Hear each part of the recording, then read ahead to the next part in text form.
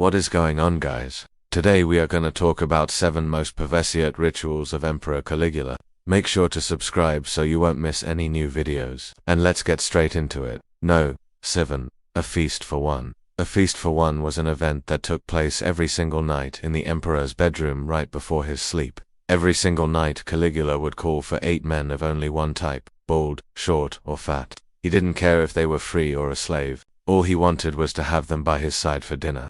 It is believed that those dinners could last up to 4 hours, and during these events, the men had to lie down in front of him, while he would be eating and drinking. They weren't allowed to speak a word during the dinner. They also had to stay completely still until he finished his meal, and then he would toss a coin. If it was heads, the man would be set free without any injury. But if it was tails, well, the poor guy would end up being stabbed to death by the Praetorian guards. Now, why did he do this, you might ask? Well, obviously there are no sources about what really went through his mind when doing this, but most likely he wanted to recreate the legendary Feast of the Suda, which was thrown by Roman Emperor Nero and hosted 8 men of only one type. So yeah, judging from this, it seems like Caligula just liked parties with lots of food and beautiful people around him. Number 6. The orgies. When talking about orgies, most people usually think about Greek or Roman emperors because, well, let's face it, those guys really liked to have some fun. We all know about the famous orgies hosted by Emperor Nero, but his predecessor wasn't that far behind him. It is said that Caligula liked to throw feasts inviting 8 men of only one type again, bald, short, or fat.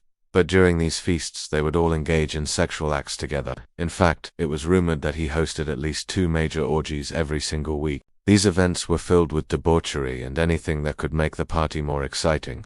He even hired prostitutes to come to his feasts and participate in group sex. Sometimes he would even order for deadly poisonous wine just to see how the people around him would suffer and die a horrible and slow death. It was also said that he chained women to chariots like horses and whipped them as they pulled him around. He hosted orgies on ships, in taverns, brothels, you name it. In fact, there was nothing that shocked Romans more than the so-called loves of the goddesses, where he chained women to chariots like horses and whipped them as they pulled him around. No. 5. Secret marriages. While Caligula really liked to have fun and spread his seed around, he also really liked to keep some women for himself. He married a woman named Livilla, who was the aunt of the famous Emperor Augustus, and she became his second wife after he divorced his first wife, who was also his cousin. You see, Caligula didn't really like to follow traditions or protocols. That's why he decided to marry his aunt instead of finding another suitable and appropriate match. And although this marriage brought him a son and a daughter, it didn't last long because Livilla died under mysterious circumstances. Some historians say that he might have actually killed her himself, but it is not certain. After Livilla's death, he married his own grandmother, Julia Misa. Yes, you heard that right. This guy married his grandmother, who was also the mother of his adoptive mother. And yes, I know that this sounds absolutely disgusting, but back then, this wasn't that uncommon. In fact, Caligula wasn't even the first Julio-Claudian to marry his relative. His uncle, the aforementioned Augustus, had done it first. He married his stepdaughter, Livia, and they had no issues with it. But when Caligula married Julia Misa, things got weird. And since his grandmother didn't want to have intercourse with him, he chained her to chariots like horses and whipped her as she pulled him around. I mean, come on. I do think that you need to be a historian or an archaeologist to understand how messed up this is. No, for food fight. If there's one thing that Romans loved more than bread and circuses, that's definitely food fights. In fact, food fights were a big part of their entertainment. During gladiatorial combats or chariot races, it was common for the audience to throw fruits and vegetables at each other. And of course, the fighters or drivers didn't appreciate this at all. But hey, what can you do about a bunch of drunk barbarians, right? Well, if you are the emperor, that's for sure.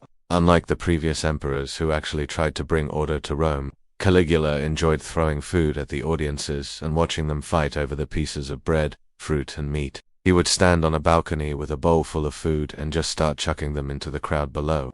At first, this may seem like a fun and friendly thing to do, but soon it turned into something much more sinister, because it often ended with people getting seriously injured and even dying. Caligula even ordered his soldiers to join in on the fights so they would march into the audience and whip them, while they continued to throw food at them. Yeah, I'm not sure if this was meant to entertain him or to punish the citizens of Rome. 3. Torture time.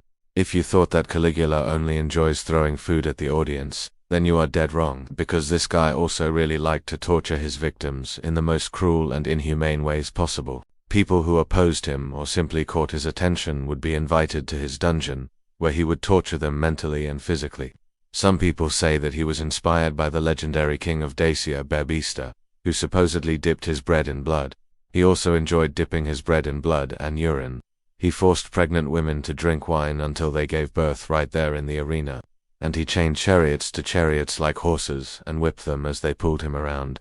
There were no honorable or dignified way to die in his empire. The most common form of execution was to be crucified or to be thrown into the volcano. But he came up with many different and creative ways to make the executions more entertaining for him. For example, he unleashed poisonous snakes into the audience at the gladiator games and watched with amusement as the crowds panicked and fell victim to poisonous bites. 2. Secret admirer. Now here's a fun fact for you. Did you know that Caligula was a huge fan of the famous actress and dancer, who was performing in taverns and brothels across Rome?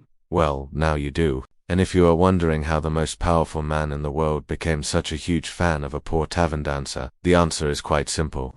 He saw her dancing one night and immediately fell head over heels in love with her. But there was one small issue. At the time, she was a slave owned by a senator named Publius. But that didn't stop Caligula, because one night he broke into the senator's house, kidnapped her and chained her to chariots like horses. Then he whipped them as they pulled him around.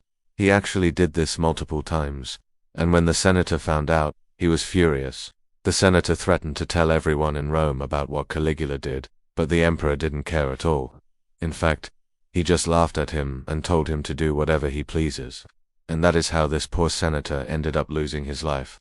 Number 1. Poisoned wine. When someone becomes the emperor of Rome, he usually wants to enjoy his power and reign for as long as possible. And although Caligula had a really short reign, he managed to poison the minds and hearts of many people across the empire, and by the end of his life almost everyone hated him, and the main reason for that was his love for poisoned wine. Caligula was really fond of this unique wine, and he offered it to anyone that crossed his path.